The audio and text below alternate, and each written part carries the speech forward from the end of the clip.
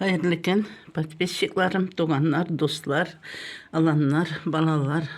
Mene kaçıcı deseng de bola, mene bizde kar. Ana yabalak kar yava. Motor ettirip, bütün yerini oppak kar bile baldı.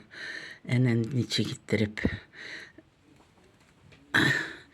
Motorluk, üzüne göre tuzlu motorluk. Elde bizde 4 fasıl var hele. Mene şöyle ettirip, ene bir bala doğan atını otura çıkkanda bir karıda hareketlenip.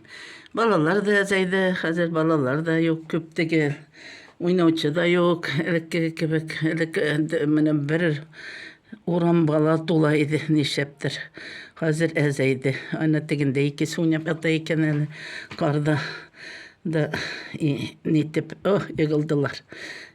Mene şöyle ettirip yara isenlik sağlık dileyim barçabızga da isen bulayık motor yaşık dünyalarda mene şöyle ettirip dışarı bağlayayım el dedim. Mene korna көрсеттерге нинди моторлы көзе yol etip yatabız hazır bakçadan kayttık. Allah'a şükür indi ikinci yazlarını getirge tutunduk diyesi kaldı. Allah'a şükür. İsen sağ varımız da isen sağ bulayık. Tanıştırmış olsun, dünyalar tanış olsun. İman bulsun. Amin. Şalay.